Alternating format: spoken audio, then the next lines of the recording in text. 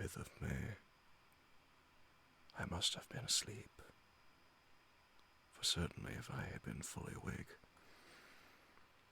I must have noticed the approach of such a remarkable place. In the gloom, the courtyard looked of considerable size. It had several dark ways led from it, under great round arches. It perhaps seemed bigger than it really is. I have not yet been able to see it by daylight. When the calèche stopped, the driver jumped down and held out his hand to assist me to alight. Again, I could not but notice his prodigious strength. His hand actually seemed like a steel vise that could have crushed mine if he had chosen. Then he took out my traps and placed them on the ground beside me as I stood close to a great door, old and studded with large iron nails, and set in a projecting doorway of massive stone. I could see even in the dim light that the stone was massively carved, but that the carving had been much worn by time and weather. As I stood, the driver jumped again into his seat and took the reins. The horses started forward, and trap and all disappeared down one of the dark openings. I stood in silence where I was, for I did not know what to do. Of Bale and Knocker, there was no sign. Through these frowning walls and dark window openings, it was not likely that my voice could penetrate. The time I waited seemed endless, and I felt doubts and fears crowding upon me. What sort of place had I come to, and among what kind of people? What sort of grim adventure was it on which I had embarked? Was this a customary incident in the life of a solicitor's clerk, sent out to explain the purchase of a London estate to a foreigner? Solicitor's clerk. Mina would not like that. Solicitor. For just before leaving London, I got word that my examination was successful, and I am now a full-blown solicitor. I began to rub my eyes and pinch myself to see if I were awake. It seemed like a horrible nightmare to me, and I expected that I should suddenly awake and find myself at home, with the dawn struggling in through the windows, as I had now and again felt in the morning after a day of overwork. But my flesh answered the pinching test, and my eyes were not to be deceived. I was indeed awake, and among the Carpathians. All I could do now was to be patient and to wait the coming of the morning.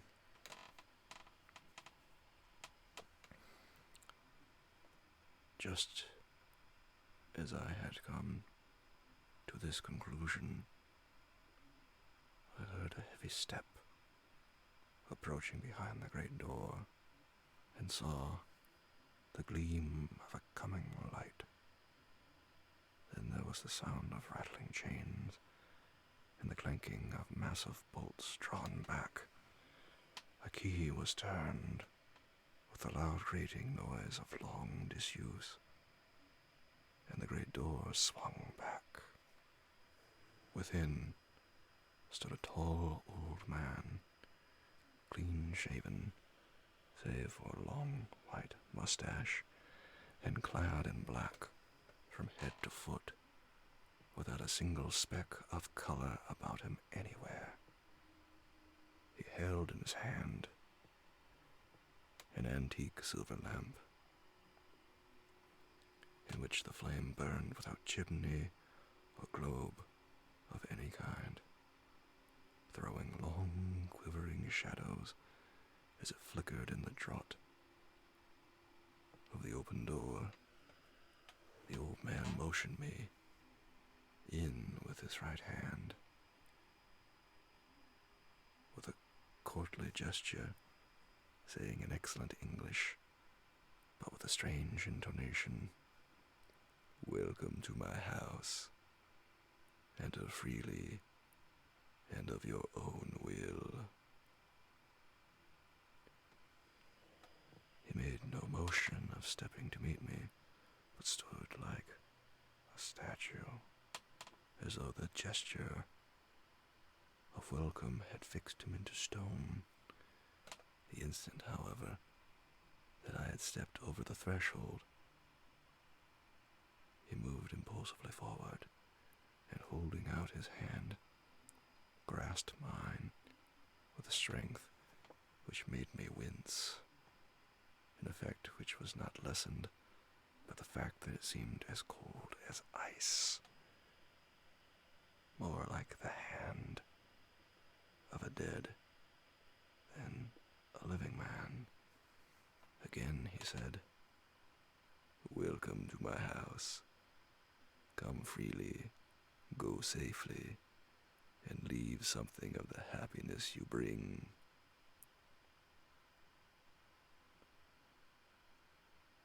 The length of the handshake was so much akin to that which I had noticed in the driver, whose face I had not seen, that for a moment I doubted if it were not the same person to whom I was speaking. So to make sure, I said, interrogatively, "Count Dracula?"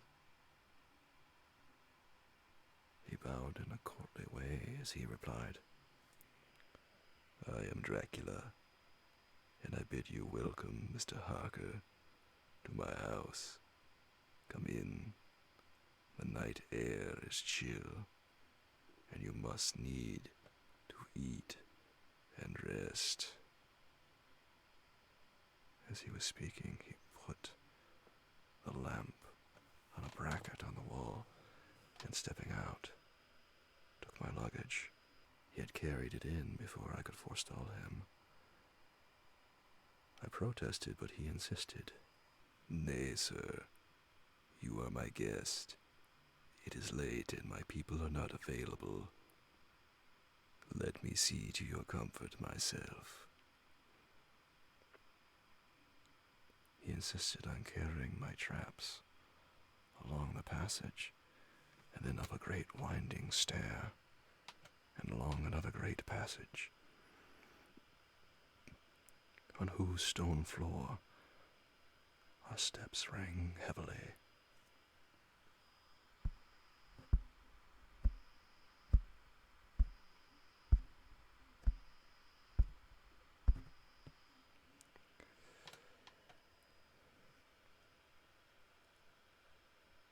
At the end of this, he threw open a heavy door, and I rejoiced to see within a well-lit room, in which a table was spread for supper,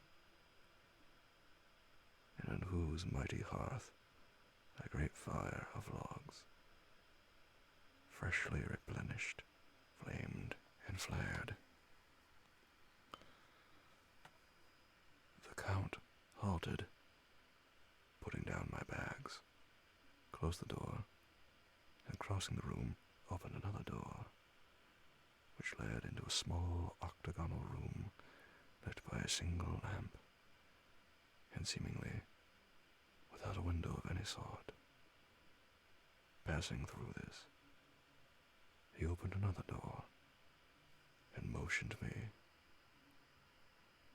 to enter. It was a welcome sight, for here was a great bedroom, well lighted and warmed, with another log fire, also added to but lately, for the top logs were fresh, which sent a hollow roar of the wide chimney. The Count himself left my luggage inside, and withdrew, saying, before he closed the door, "You will need, after your journey, to refresh yourself by making your toilet. I trust you will find all you wish.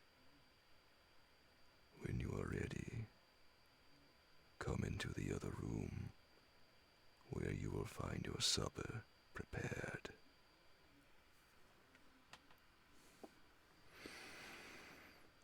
The light and warmth and the Count's courteous welcome seemed to have dissipated all my doubts and fears. Having then reached my normal state, I discovered that I was half famished with hunger, so making a hasty toilet, I went into the other room. I found supper already laid out. My host, who stood on one side of the great fireplace, leaning against the stonework, made a graceful wave of his hand to the table and said, "I pray you, be seated and sup how you please. You will, I trust, excuse me that I do not join you. But I have dined already, and I do not sup."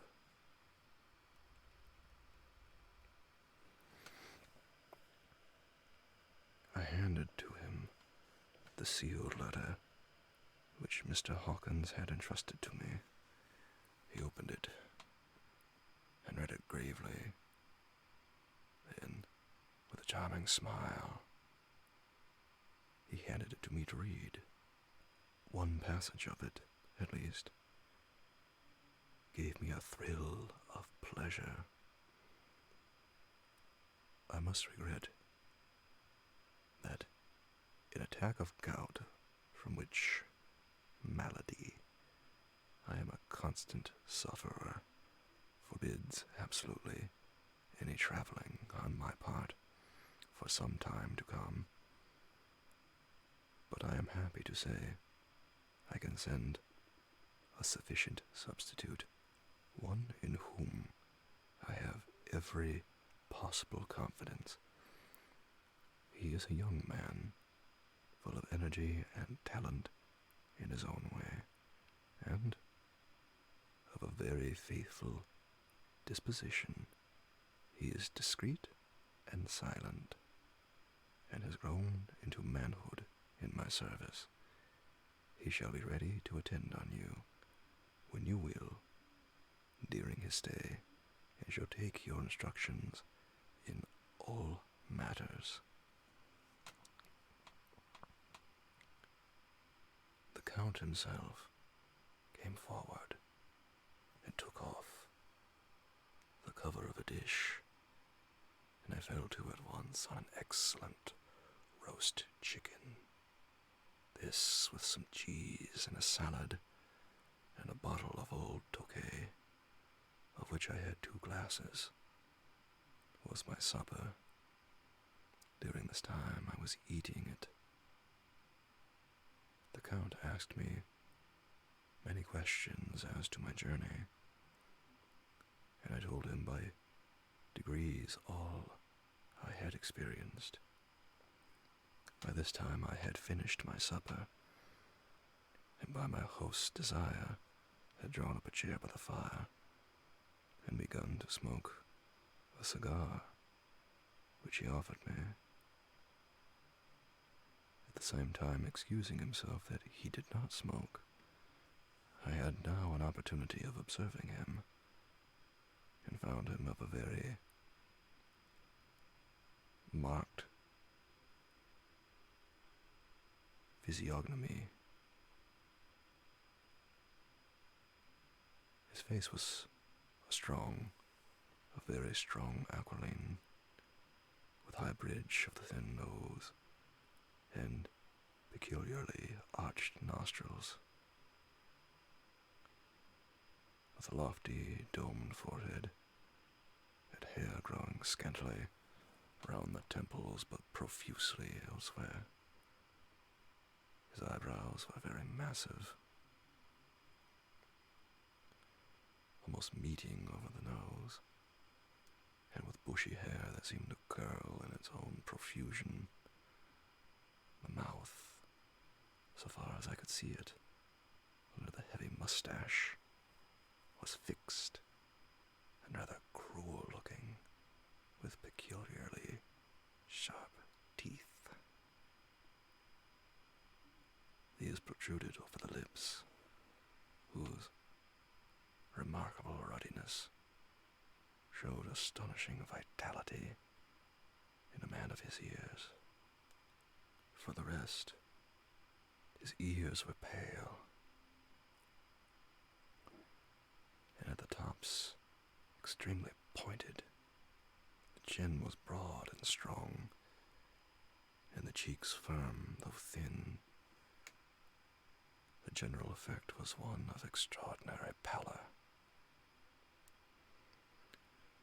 Hitherto, I had noticed the backs of his hands as they lay on his knees in the firelight, and they had seemed rather white and fine.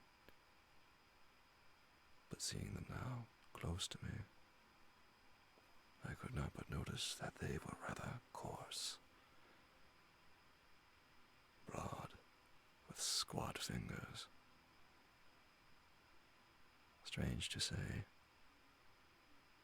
there were hairs in the center of the palm. The nails were long and fine and cut to a sharp point. As the Count leaned over me, and his hands touched me, I could not repress a shudder. It may have been that his breath was rank, but a horrible feeling of nausea came over me, which, do what I would, I could not conceal. The Count, evidently noticing it, drew back, and with a grim sort of smile, which showed more than he had yet done, his protuberant teeth, sat himself down again on his own side of the fireplace. We were both silent for a while, and as I looked towards the window, I saw the first dim streak of the coming dawn.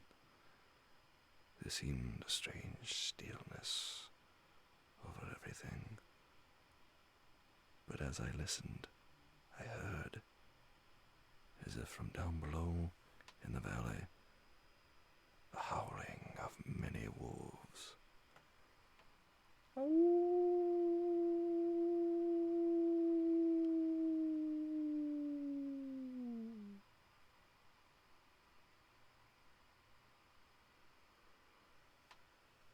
The Count's eyes gleamed, and he said, "Listen to them, the children of the night. What music they make."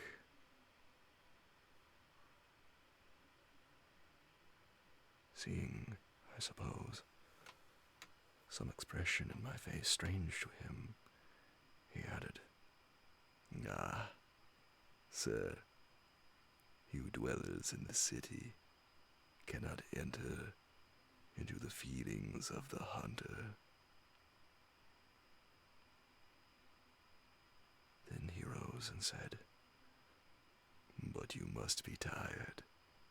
Your bedroom is all ready, and tomorrow you shall sleep as late as you will. I have to be away till the afternoon, so sleep well and dream well." With a courteous bow, he opened for me himself the door to the octagonal room, and I entered my bedroom.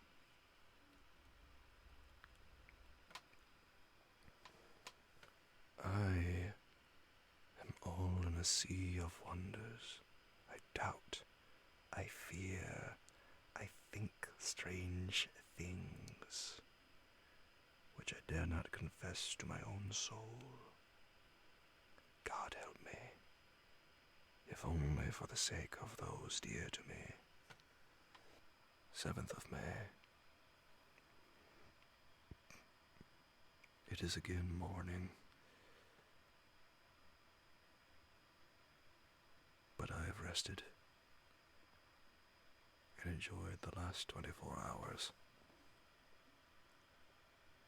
I slept till late in the day and awoke of my own accord.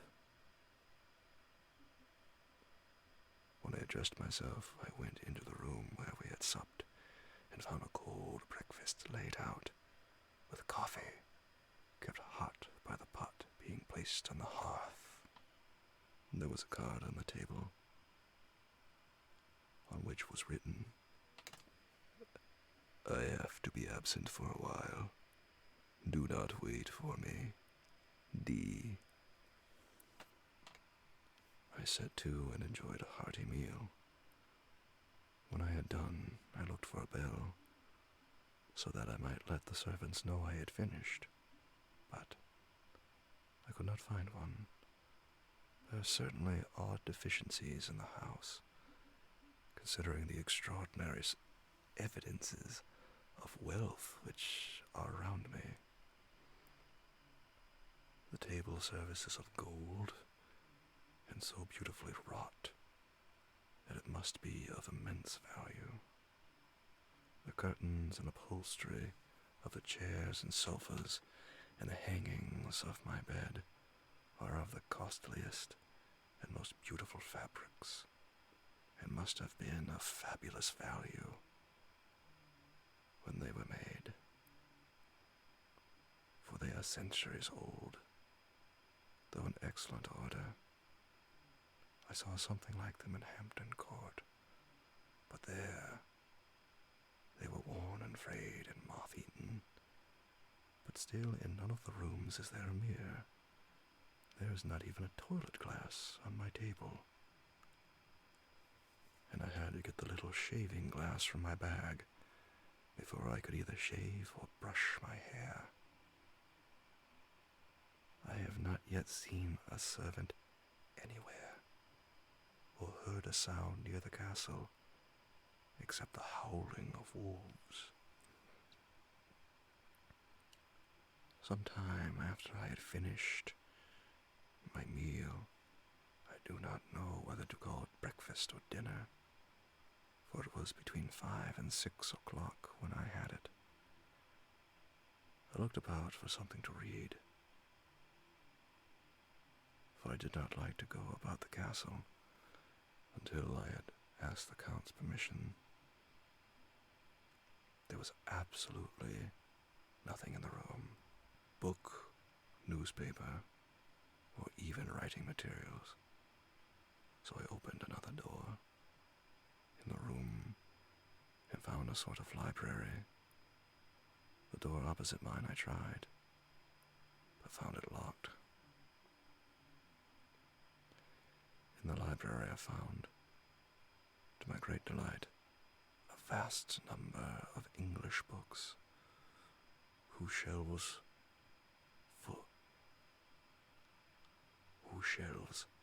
full of them, and bound volumes of magazines and newspapers. A table in the center was littered with English magazines and newspapers, though none of them were of very recent date. The books were of the most varied kind: history, geography, politics, political economy, botany, geology, law, all relating to England and English life and customs and manners. There were even such books of reference as the London Directory, the Red and Blue books, Whitaker's Almanac, the Army and Navy lists, and it somehow gladdened my heart to see it, the law list. Whilst I was looking at the books, the door opened, and the Count entered. He saluted me in a hearty way, and hoped that I had had a good night's rest. Then he went on. "I am glad you found your way in here, for I am sure there is much that will interest you. These companions," and he laid his hand on some of the books, "have been good friends to me, and for some years past, ever since I had the idea of going to London, have given me many, many hours of pleasure. Through them, I have come to know your great England, and to know her is to love her. I long to go through the crowded streets of your mighty London, to be in the midst of the whirl and rush of humanity, to share its life, its challenge, its death, and all that makes it what it is. But alas, as yet I only know your tongue through books. Do you, my friend? I look that I know it to speak." "But, Count," I said, "you know and speak English thoroughly." He bowed gravely. "I thank you, my friend, for your all too flattering estimate, but yet I fear that I am a little way on the road I would travel. True, I know the grammar and the words, but yet I know not how to speak them." "Indeed," I said, "you speak excellently." "Not so," he answered. "Well I know that, did I move and speak in your London, none are there who would not know me for a stranger. That is not enough for me. Here I am noble. I am boyar. The common people know me, and I am master. But a stranger in a strange land, he is no one. Men know him not, and to know not is to care not for. I am content if I am like the rest, so that no man stops if he see me, or pause in his speaking if he hear my words. Ha ha, a stranger. I have been so long master that I would be master still, or at least that none other should be master of me. You come to me, not alone, as agent of my friend Peter Hawkins of Exeter, to tell me all about my new estate in London.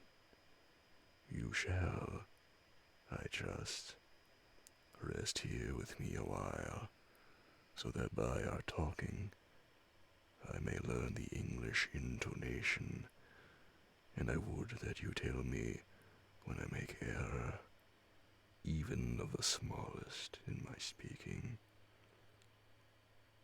I am sorry that I had to be away so long today. But you will, I know, forgive one who has so many important affairs in hand. Of course, I said all I could about being willing, and asked if I might come into that room when I chose.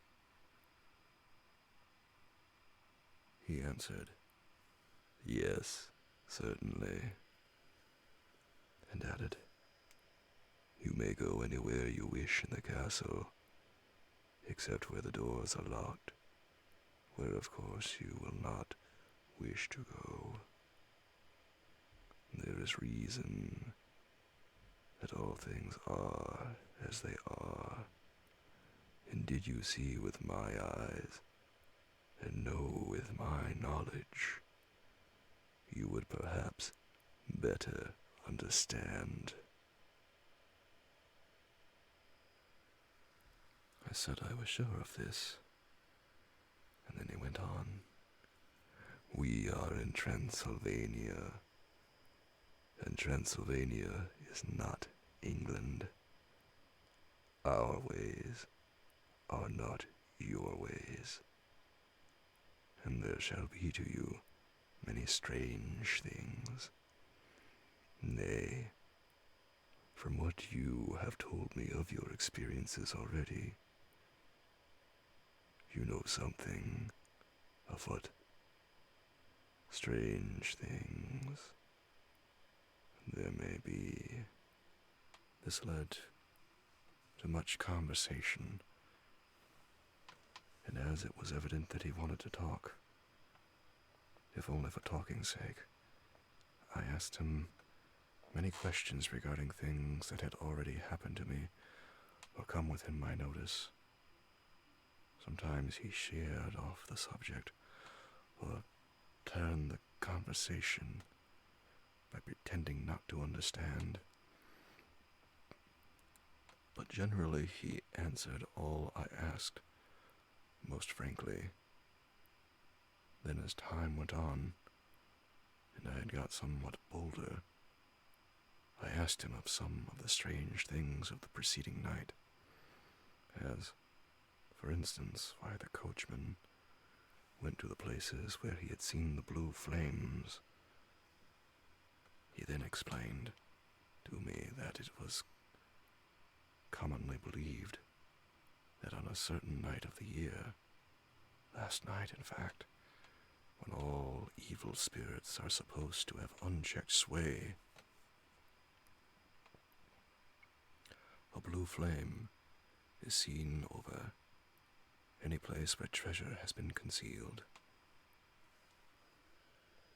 That treasure has been hidden, he went on, in the region through which you came last night. There can be but little doubt, for it was the ground fought over for centuries by the Wallachian, the Saxon, and the Turk. Why, there's hardly a foot of soil in all this region that has not been enriched by the blood of men, patriots, or invaders. In old days, there were stirring times,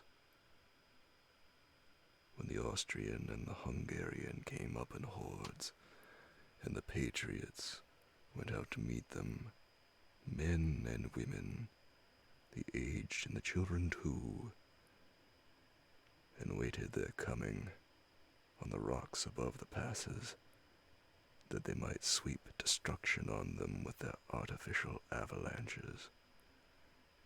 When the invader was triumphant, he found but little, for whatever there was had been sheltered in the friendly soil.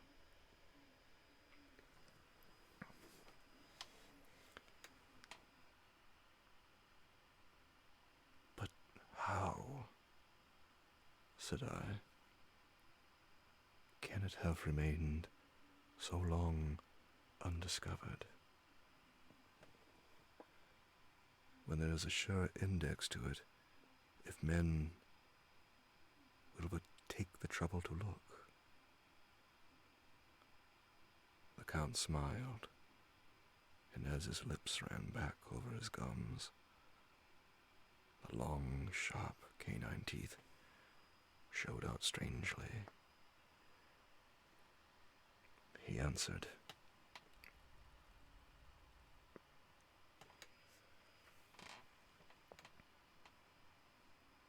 "Because your peasant is at heart a coward and a fool.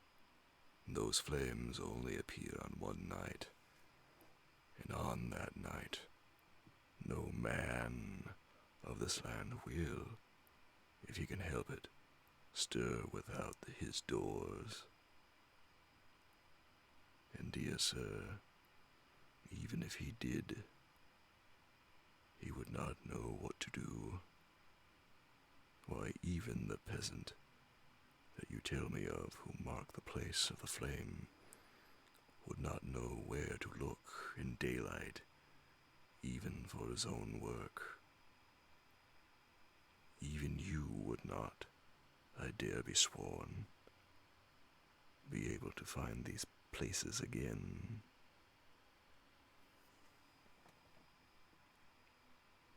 "There you are right," I said.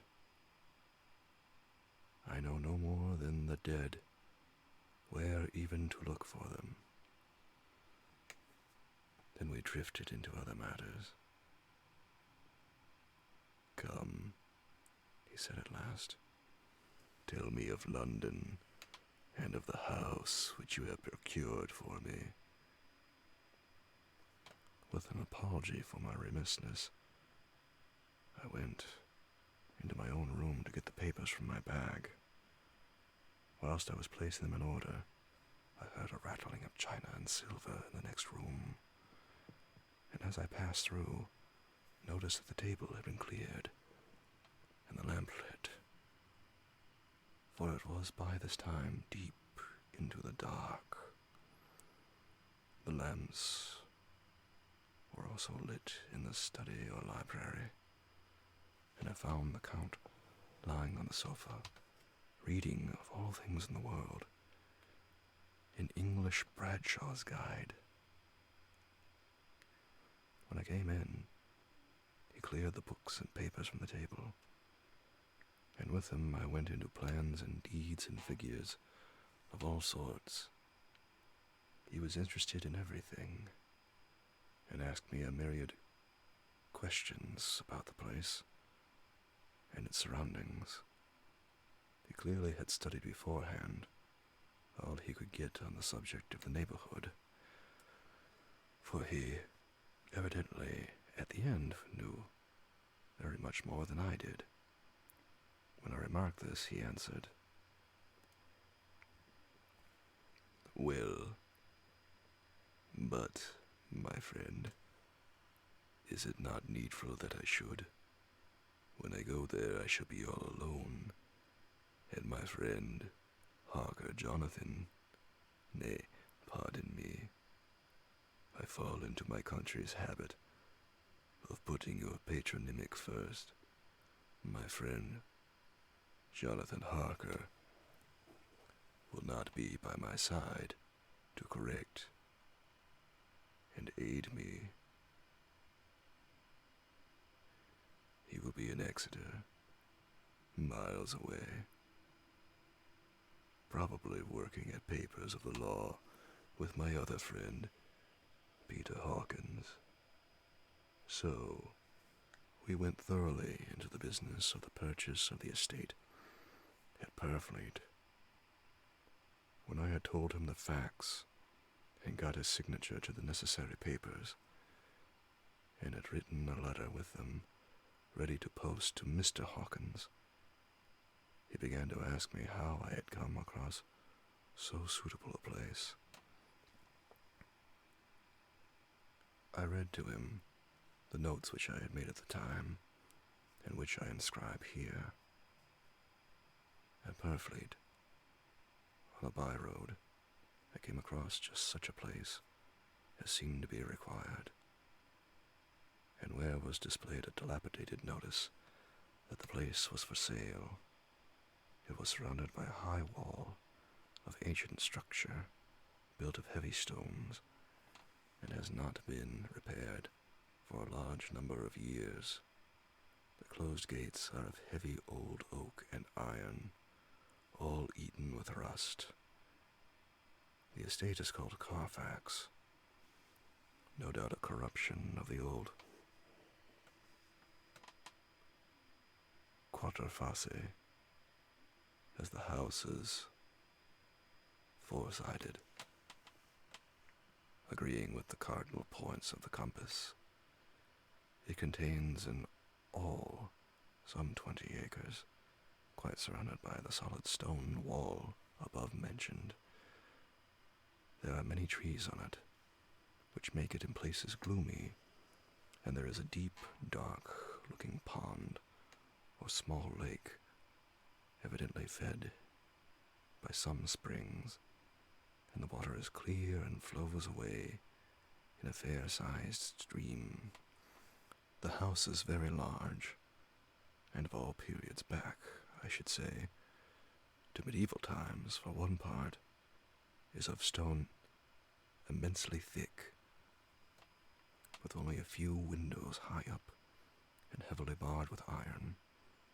It looks like part of a keep, and is close to an old chapel or church. I could not enter it, as I had not the key of the door leading to it from the house, but I have taken with my kodak views of it from various points. The house has been added to, but in a very straggling way, and I can only guess at the great amount of ground it covers, which must be very great. There are but few houses close at hand, one being a very large house, only recently added to and formed into a private lunatic asylum. It is not, however, visible from the grounds. When I had finished, he said, "I am glad that it is old and big. I myself am of an old family, and to live in a new house would kill me. A house cannot be made habitable in a day, and after all, how few days go to make up a century. I rejoice also that there is a chapel of old times. We Transylvanian nobles love not to think that our bones may lie amongst the common dead. I seek not gaiety nor mirth, not the bright voluptuousness of much sunshine and sparkling waters, which please the young and happy. I am no longer young, and my heart, through weary years of mourning over the dead, is not attuned to mirth. Moreover, the walls of my castle are broken, the shadows are many, and the wind breathes cold through the broken battlements and casements. I love the shade and the shadow, and would be alone with my thoughts when I may." Somehow, his words and his look did not seem to accord, or else it was that his cast of face made his smile look malignant and saturnine. Presently, with an excuse, he left me, asking me to pull all my papers together. He was some little time away, and I began to look at some of the books around me. One was an atlas, which I found opened naturally at England, as if that map had been much used. On looking at it, I found in certain places little rings marked, and on examining these, I noticed that one was near London, on the east side, manifestly where his new estate was situated. The other two were Exeter and Whitby on the Yorkshire coast. It was the better part of an hour when the Count returned. "Aha," he said. "Still at your books. Good. But you must not work always. Come. I am informed that your supper is ready." He took my arm, and we went into the next room, where I found an excellent supper ready on the table. The Count again excused himself, as he had dined out on his being away from home. But he sat as on the previous night, and chatted whilst I ate. After supper, I smoked, as on the last evening, and the Count stayed with me, chatting and asking questions on every conceivable subject, hour after hour. I felt that it was getting very late indeed, but I did not say anything, for I felt under obligation to meet my host's wishes in every way. I was not sleepy, as the long sleep yesterday had fortified me, but I could not help experiencing that chill which comes over one at the coming of the dawn, which is like, in its way, the turn of the tide. They say that people who are near death die generally at the change to the dawn, or the turn of the tide. Anyone who has, when tired, and tied, as it were, to his post, experienced this change in the atmosphere, can well believe it. All at once, we heard the crow of a cock, coming with preternatural shrillness through the clear morning air. Count Dracula, jumping to his feet, said, "Why, there is morning again. How remiss I am to let you stay up so long. You must make your conversation regarding my dear new country of England less interesting, so that I may not forget how time flies by us." And with a courtly bow, he quickly left me. As I went into my own room and drew the curtains, there was little to notice. My window opened into the courtyard. All I could see was the warm gray of quickening sky, so I pulled the curtains again, and have written of this day. 8th of May. I began to fear, as I wrote in this book, that I was getting too diffuse, but now I am glad that I went into detail from the first, for there is something so strange about this place and all in it that I cannot but feel uneasy. I wish I were safe out of it, or that I had never come. It may be that the strange night existence is telling on me, but would that were all. If there were anyone to talk to, I could bear it. But there is no one. I have only the Count to speak with, and he, I fear, I am myself, the only living soul within the place. Let me be prosaic, so far as facts can be. It will help me to bear up, and imagination must not run riot with me. If it does, I am lost. Let me say at once how I stand, or seem to. I only slept a few hours when I went to bed, and feeling that I could not sleep anymore, got up.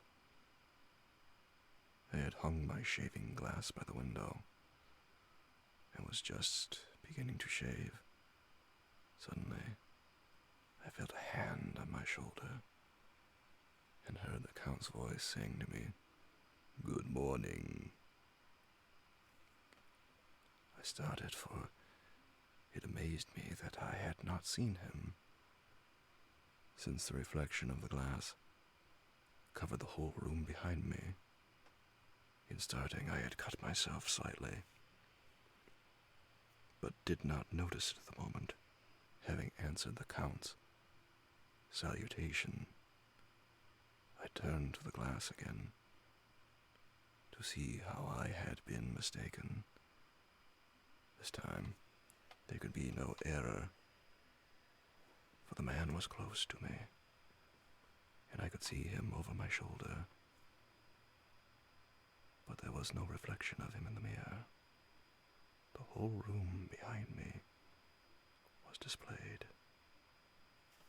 but there was no sign of a man in it, except myself. This was startling, and coming on the top of so many strange things, was beginning to increase that vague feeling of uneasiness which I always have when the Count is near. But at the instant, I saw that the cut had bled a little, and the blood was trickling down my chin. I laid down the razor, turning as I did, half round to look for some sticking plaster. When the Count saw my face, his eyes blazed with a sort of demonic fury, and he suddenly made a grab at my throat. I drew away, and his hand touched the string of beads which held the crucifix.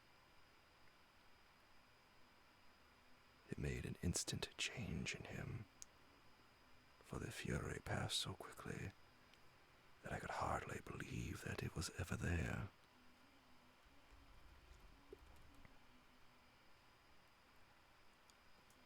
"Take care," he said. "Take care how you cut yourself.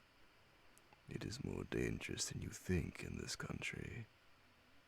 And then, seizing the shaving glass, he went on, "And this is the wretched thing that has done the mischief.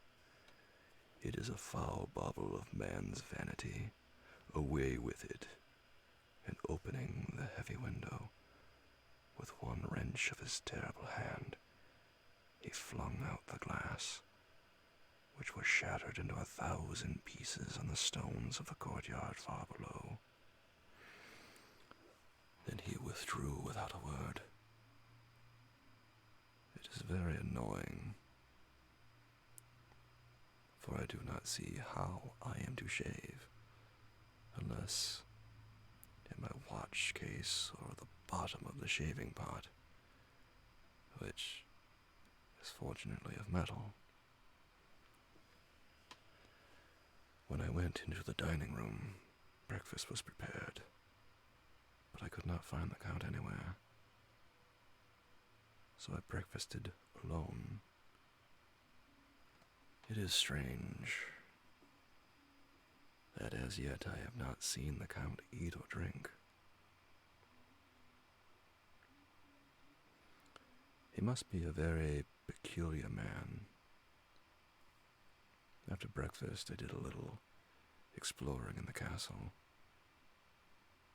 I went out on the stairs and found a room looking towards the south. The view was magnificent, and from where I stood there was every opportunity of seeing it. The castle is on the very edge of a terrible precipice.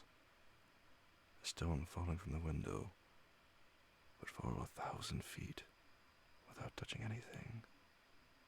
As far as the eye can reach is a sea of green treetops, with occasionally a deep rift where there is a chasm. Here and there are silver threads where the rivers wind in deep gorges through the forest.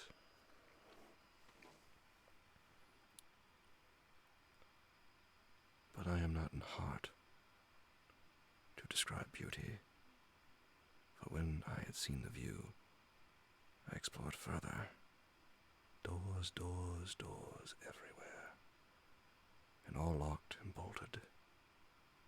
In no place, save from the windows in the castle walls, is there an available exit. The castle is a veritable prison, and I am a prisoner.